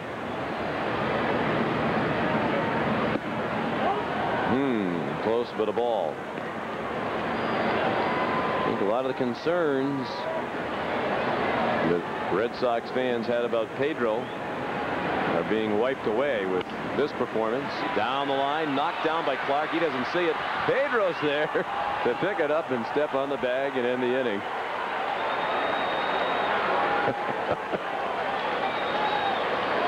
Clark knocked it down. It wasn't very far from the bag, but Tony couldn't find it. Pedro hustled over and finished the 1-2-3 inning. After 6, 3-0 Red Sox.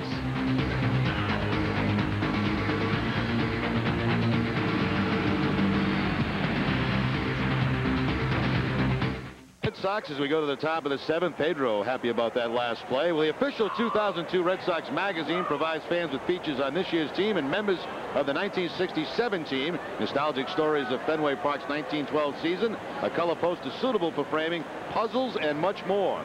To receive all 6 in-season issues, send a check or money order for $25 to Red Sox Magazine, 4 Yorkie Way, Boston, Mass. 02215. He finished? That's all I got right That's there. all you got right there? Puzzles, huh? I'm glad he didn't swing at the first pitch. Yeah, there are puzzles in that. Love puzzles. How old are you generally when you stop doing puzzles, though? Seems like, whoa. High fly ball to right. Nixon just got a little bit under that. 1 out. Trot 0 for 2 with a walk. I'll let you. I don't know. Continue to look puzzled over the question while we go to the scoreboard. Thank goodness we have something else to keep us occupied. The scoreboard brought to you by your friendly New England Dodge dealers. The Yankees lead the Blue Jays 5-4. Carlos Delgado has homered in that game for Toronto. Blake Stein pitching to Ray Sanchez. Devil Rays and Orioles tied at 4. Major playoff implications there. They're in the 9th inning. The Tigers break up the Tigers. They lead the White Sox 7-1 in the 6th inning. Oscar Salazar homered his first major league home run, and Carlos Lee is at 1 for Chicago. Twins got 4 in the 4th. They're now leading the Indians 11-0. They got 6 more in the 5th. Kyle Loesch working on the shutout. Later tonight, the Angels and the Athletics. Jared Washburn against Mike Fury, just recalled from AAA Sacramento. And the Rangers and the Mariners, Kenny Rogers and Paul Abbott. 3-1 now on Sanchez. National League final from the afternoon. The Cubs beat the Reds 5-2 at Wrigley. Sanchez to center. Beltran the catch. 2 down. The rest of the Dodge dealers scoreboard in the National League. The Expos leading the Mets 5-3. They've gone to the 9th inning. Lee Stevens a 3-run homer in that ball game. They've had rain issues in Pittsburgh tonight. Now they're playing into the 3rd inning, and the Pirates lead 1-0 on a Brian Giles homer. Braves and Marlins in Atlanta tied at 2. Lance Berkman is at another home run. He's off to a tremendous start. Rickey takes a ball. The Brewers, playing for interim manager Jerry Royster, lead the Cardinals 4-1. Mike Timlin, first start since his rookie year back in 1991. The Giants and Astros playing in Houston. It's 2-1. San Francisco. Ivan Hernandez against Shane Reynolds. The Rockies and Diamondbacks in a few minutes. Denny Nagel and Todd Stottlemyre. And the Padres and the Dodgers, Brian Lawrence against Hideo Nomo. That's the scoreboard, brought to you by your friendly New England Dodge dealers. Breaking ball from Blake Stein missed. 2-1 on Ricky Henderson, who singled last inning, was picked off second. Red Sox lead 3-0. He scored 3 last inning on a bases loaded triple by Shea Hillenbrand. Another nice catch in the front row of the upper deck. And bullpen activity with Brian Schaus and Nate Field.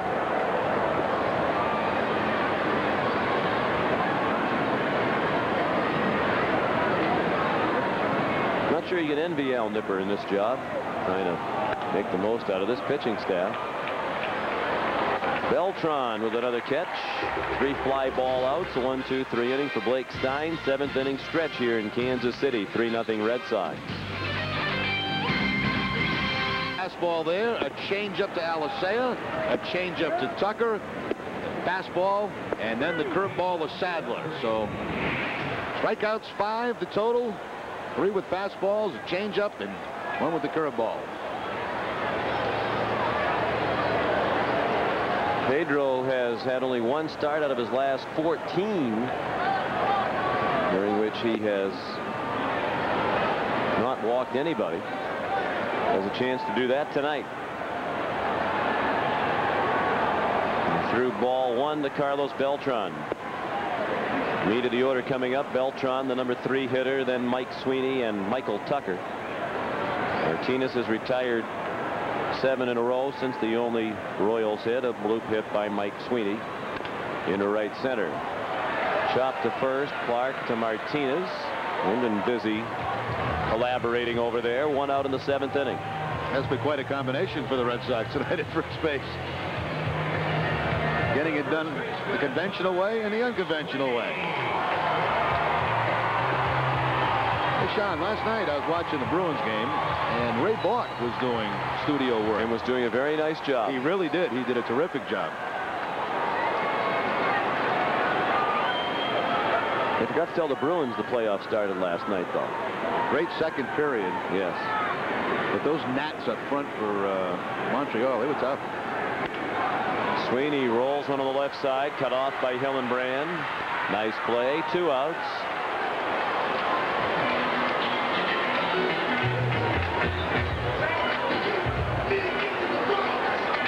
Tony has ever been a classier person to play wrestling sports in Boston than Ray Bork. Just a tremendous person, in addition to being one of the great players of all time in the National Hockey League. When's your next hockey game? Tomorrow morning? For the Bruins? For you.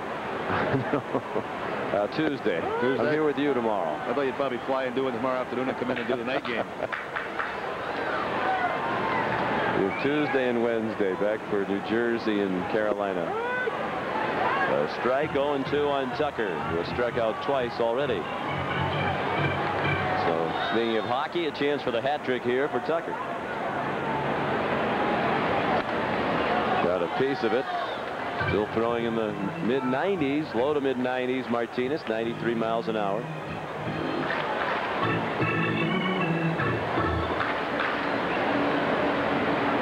Hasn't been a taxing outing for Pedro. All 1, 2, 3 innings except for the 4th, when the Royals put a couple of men on. Breaking ball, and he hung it high, too high for Tucker to do anything with it.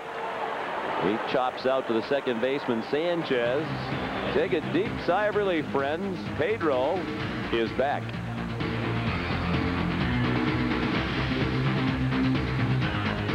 Online and buy at burnfill.com.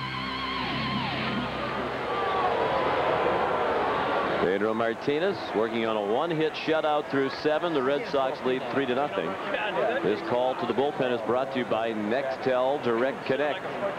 Get right through. Call 1-800-NEXTEL-9. And the new pitcher is the right-hander Nate Field. He was actually called up to the Royals while they were in Boston. He's making his first outing at Kauffman Stadium. He's from Wichita. Kind of a herky-jerky delivery. Unusual start to his motion. Damon had a bunt hit and scored on the Hillenbrand triple in the 6th.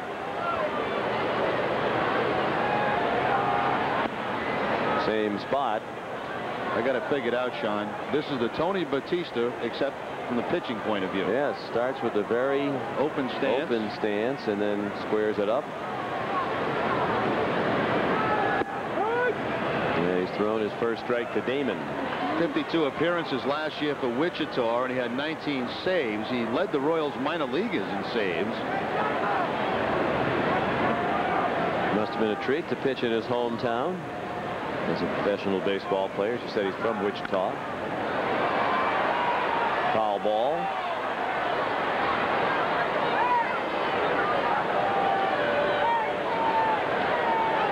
actually born in Colorado. 6'2", 200 pounds.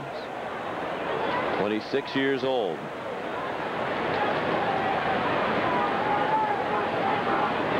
Recently, as 2000, he was pitching independent league baseball in the Northern League with Sioux City.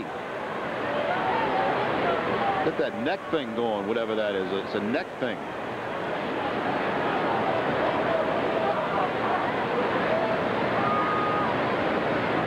Can't help you on that.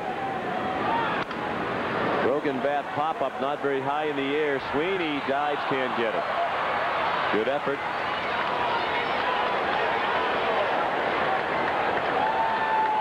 There must be a name for the neck thing. No, it's not a chain. As Sweeney back up a couple of steps and comes in, and he'll make a nice effort, but can't quite get to it.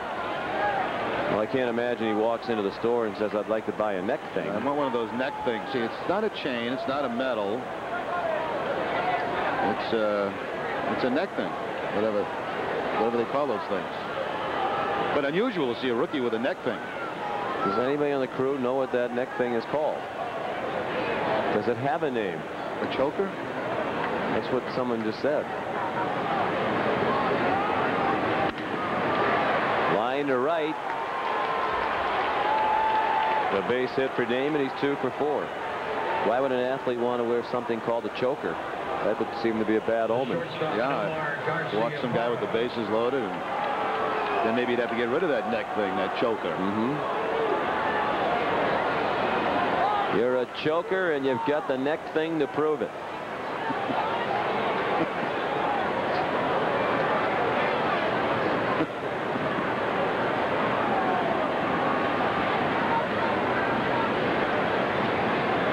Damon got a great jump on the first pitch to Garcia-Parra. He stole the base with ease. No contest. As usual, most closes, and that's what Field was in the minor leagues, do not have quick deliveries to home plate. And certainly the case there with Nate Field. Johnny Damon, an excellent jump, picks up his 4th steal for the Red Sox. In the 8th of the season for Boston. Man in scoring position with nobody out. Garcia-Parra with a chance to deliver Damon from second. Again, the second baseman, Fabe, was very close to Damon. They picked off Henderson a couple of innings ago, second base. Nomar clearly trying to get the ball on the right side. Advances Damon to third with 1 out. Yeah, it certainly looked like that swing was designed to move the ball the opposite way, and plus it was a breaking ball. And still Garcia-Parra moving it to the right side and advancing Johnny Damon to third base. Looks like they're going to walk Ramirez and pitch to Clark, try to set up a double play.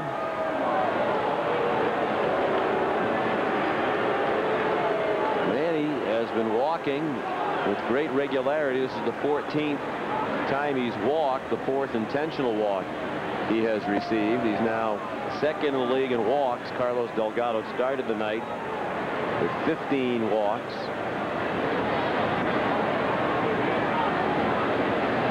This will tie him with Ichiro as far as intentional walks for the league lead. Now imagine a leadoff hitter having 4 intentional walks already.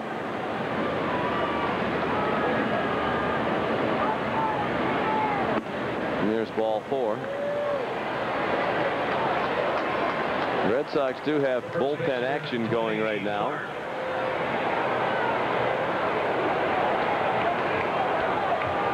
Rolando Araujo warming up. Tony Muser sent Al Nipper to the mound. They'll try to turn a double play with Tony Clark coming to the plate.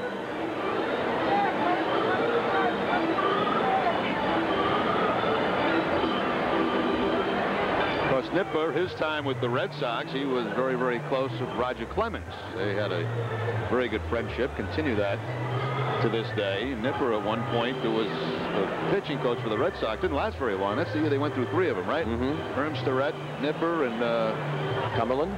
John Cumberland. Under Kevin Kennedy.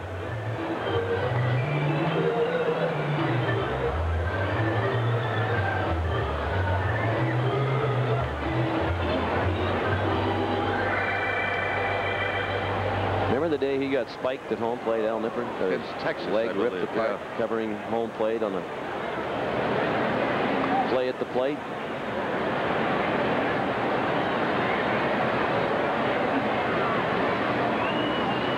Clark takes one down and in. It goes to the backstop, and here comes Damon.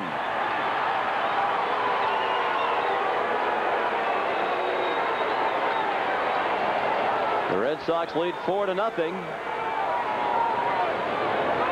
I would get rid of that neck thing if I was a rookie pitcher trying to establish myself in the big leagues. It may work at the minor league level, but it's a whole different ball game for him now. Should go as a wild pitch.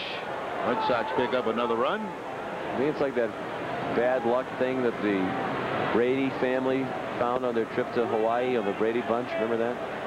They have the tiki doll, and the next thing you know, tarantulas are coming after them. And When did you watch the Brady Bunch? when I was little. Was it the movie, or is that? No. A real show. Watch the show. That was big when we were kids. Florence Henderson was the mom, right? Yes. And they went to Hawaii. They found a tiki doll. I don't remember the exact details, but then all kinds of bad things happened to them, including a tarantula crawling across one of them. I can't remember which one. But it was very, very scary. They tell me in the truck it was Peter Brady who was attacked by the tarantula. It was an ugly thing. Ugh. Big pop-up over by the dugout. Very, very high. And a few rows into the seats. Of course, Fox 25's Jody Applegate very close with Florence Henderson. Yeah, they used to work together. Right. On that show. Jody, forgive me for not remembering the name of it. It was like after the Today Show. Later Today, something like that. It was called the show after the Today Show, I believe. So that's just a guess.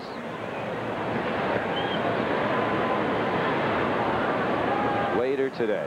Is that what you said? Yeah, Later Today. Grounded sharply down to first. Gobbled up by Sweeney. He fed field for the out. Say that 5 times fast. On to third goes Ramirez.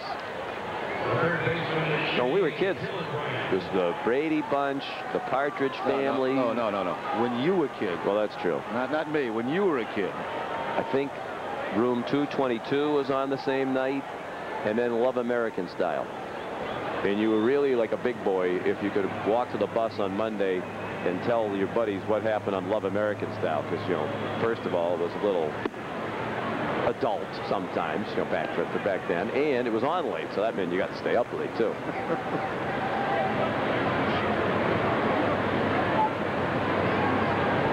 Shea Hillenbrand, the hitter. He has walked, grounded into a double play, and had the 3-run triple that broke the scoreless tie in the 6th inning. By far the biggest hit of the game. Chance for another RBI with Manny there at third, and 2 down in the 8th.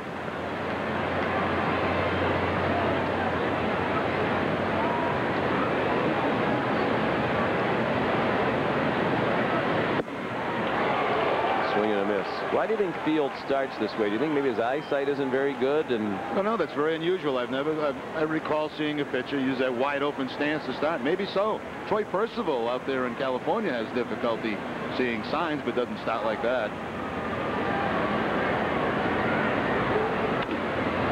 Off the end of the bat to second. Fabulous to Sweeney to end the inning, with the Red Sox add a run. They lead 4-0. As we head to the bottom of the 8th, this is the Fox 25 Red Sox Television Network. Here's Curtis Jackson at the Fox 25. 25 is brought to you by Southwest Airlines, bringing people together with low fares, and by Dunkin' Donuts. Stop by for a hearty Dunkin' Donuts breakfast sandwich anytime.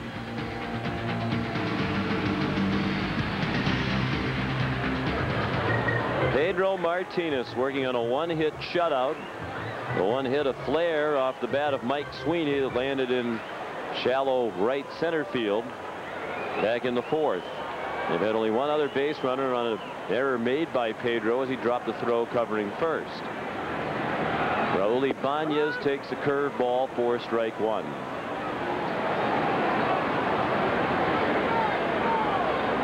Those numbers right up to date. Pedro at Kauffman Stadium. He's 4-0 lifetime against the Royals. Change up for a strike. He's thrown him the curve and the change. Ibanez has twice fly to left field. It's only 84 pitches, too, for Pedro in this game tonight. He could finish. There is action in the Red Sox bullpen. Almost out of the reach of Garcia, Parra, and Henderson. Casey Fossum, Rich Garces.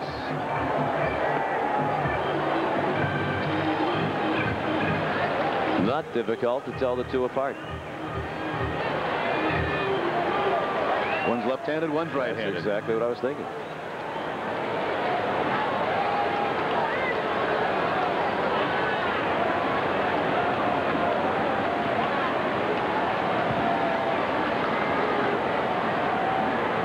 The 0-2 pitch.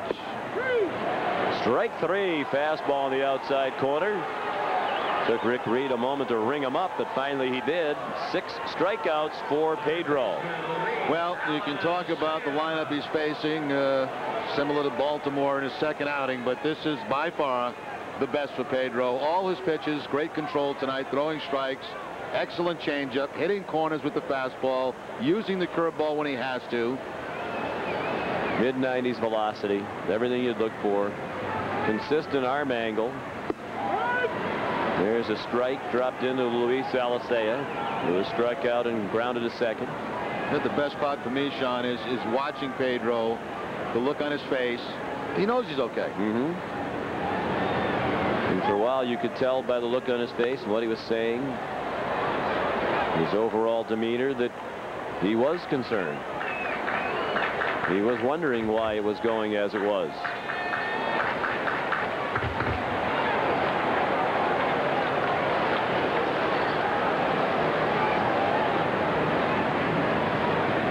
The 0-2 pitch, just outside.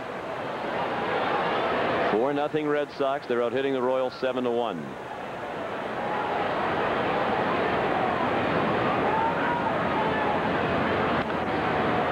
Change-up fouled back.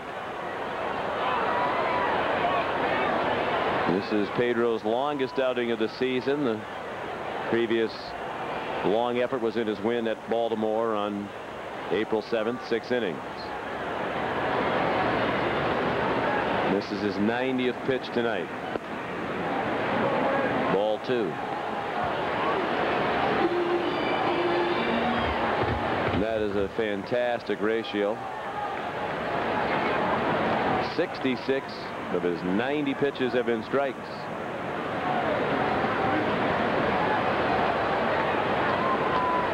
Aiming very shallow in center field for Alicea.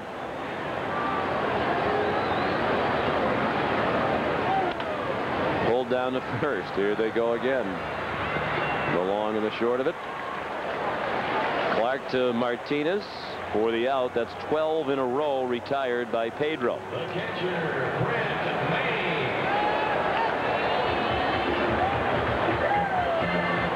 Rose coming back in. Oh, I think they've been back in for a while, Jared. Really? You're asking me? You think I'm Vidal Sassoon? Tony likes to go with that fro. Yeah, I think they're back in. See a couple of college basketball players this year with big pros, and of course they went out of style for a long time. Oscar Gamble made that popular many years ago. Tony kind of goes back and forth. He has the rose for a while, and then he grows out. Right. Remember Gamble? He like place his hat way on top of his head. Yeah. He looked like one of those little mini cups that you get the ice cream in the ballpark out of the helmet. Ground ball to second. Main thrown out by Sanchez. Brilliant performance by Pedro tonight, a one-hitter. He's retired 13 in a row, and the Red Sox lead 4-0 after 8. To you by Dunkin' Donuts. Nothing gets you going like the smooth, mellow taste of Dunkin' Donuts coffee. It was Shea Hillenbrand's triple that drove in 3 that got the Red Sox going tonight. Pedro Martinez wanted the ball after that strikeout. That's because his 3rd strikeout of the night was career K number 2,000. He's the 8th active pitcher with 2,000 career strikeouts. A fantastic one-hit shutout with 6 strikeouts and no walks. Hillenbrand up to a league-leading 20 runs batted in. And you wonder if that's going to be it for Pedro. Looks like it is. Congratulations and a hug from Garcia Parra and Hillenbrand. Nice to see that smile back on Pedro's face. We've seen so many of them from Pedro over the years, and not many during that period of concern. And that's a lift of the whole ball club. They know that their chances of doing something memorable this season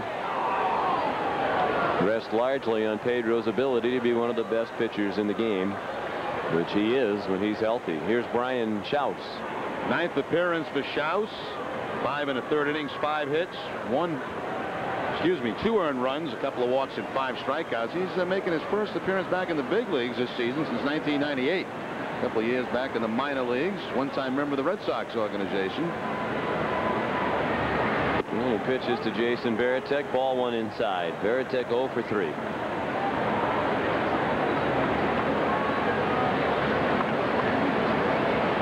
Nate Field pitched 1 inning.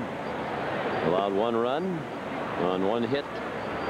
He walked a man. It was intentionally through a wild pitch. It allowed the run to score. Veratech, Nixon, and Sanchez, the bottom third of the order. Pop foul back in our direction. Sounded like it broke something over there. Did it hit that monitor that was hanging out the window? Oh, they have, yeah. Cracked some glass down there.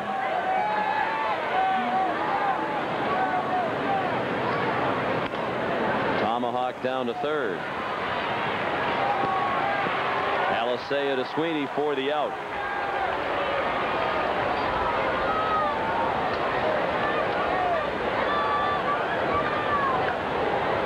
Right fielder Trot Nixon.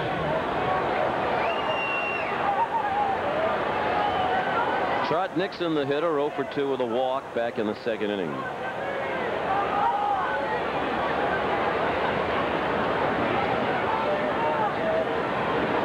Schaus, 33 years old. He has been around. Drafted originally by Pittsburgh, then went to Baltimore, the Red Sox, Japan, the Diamondbacks, the Mets, back to Baltimore, to Houston, and now with the Royals. Spent all of last year in AAA at New Orleans. Was with the Red Sox briefly in 1998. Spent most of that year with Pawtucket. Got in 7 games with the Red Sox, all in relief, went 0-1. Then went to Japan.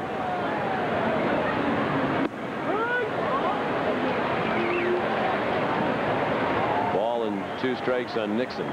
In the spring training is a non-roster invitee to the Royals camp, with him making the club, which is pretty obvious because he's pitching tonight.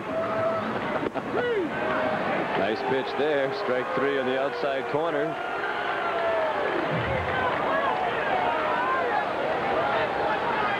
Both strikeouts for Nixon tonight against the left-handers, and both times with the breaking ball. I guess if you tell Trot one thing against lefties, don't hang around to 2 strikes. You know, try to get some damage done before that.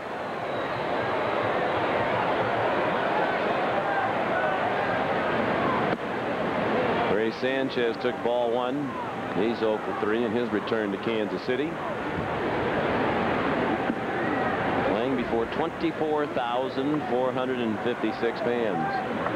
A lot of them got wet when it rained here early. Down to third. A big hop up into the midsection of Alicea, who throws him out. And Schaus pitches an easy 1-2-3 9th. Go to the bottom of the 9th. The Red Sox 3 outs away from their 4th straight win, leading 4-0. Boston Red Sox baseball on Fox 25 is brought to you by Southwest Airlines, bringing people together with low fares. By your New England Ford dealers for the best selection of cars, trucks, and SUVs on the planet. Visit your local New England Ford dealers or log on to newenglandford.com. By Budweiser, with the crisp, clean, refreshing taste you'll find in no other beer. This Bud's for you. By your friendly New England Dodge dealers. Grab life by the horns. Go Dodge. And by your New England Toyota dealer. What makes Toyota the best value? Ask someone who drives one.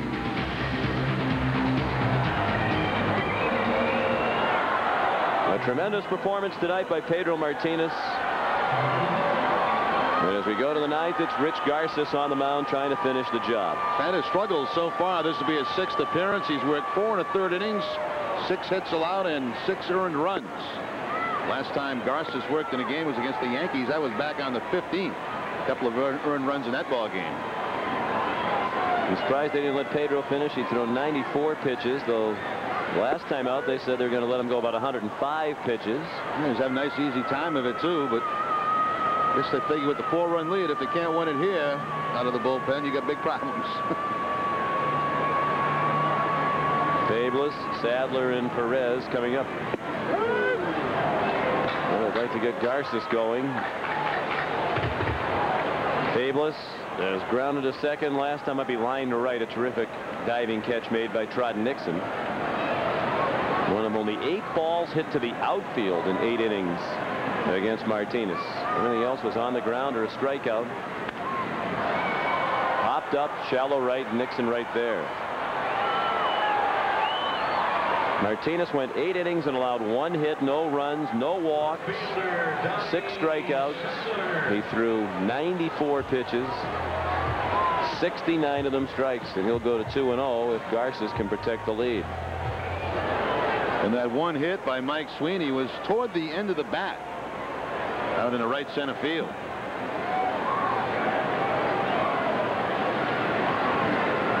Donnie Sadler 0 for 3 as the leadoff man. And for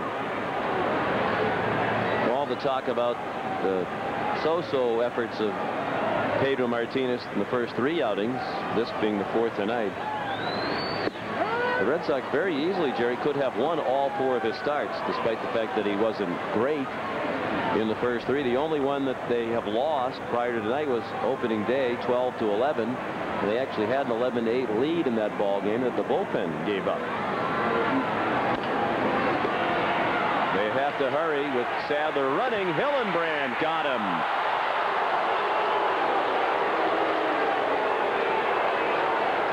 Now Hillenbrand is doing it all. You know, the clutch base hit tonight on a 3-2 count to drive in 3 runs. He's played very good defense down there at third base. This is not an easy play, especially when you got Sadler with his speed going down the line. I mean, he gets something on that throw off balance and just barely gets him at first base.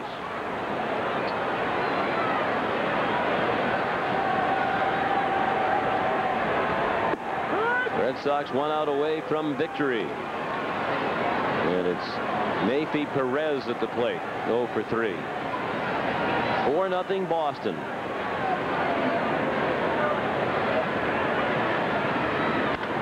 Grounded through the right side, just the second hit for Kansas City.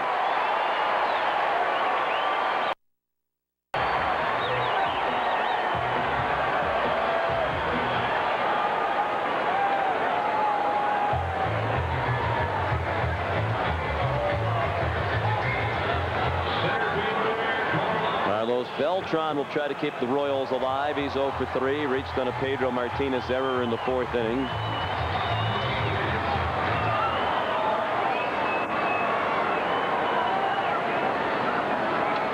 We get their Bina warming up just in case.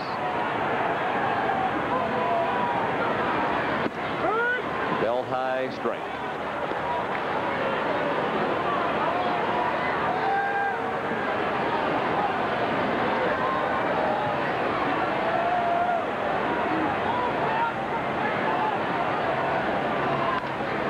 Ground to first, an easy play for Clark, and that ends the ball game. Pedro Martinez and Rich Garces combined on a 2-hit shutout.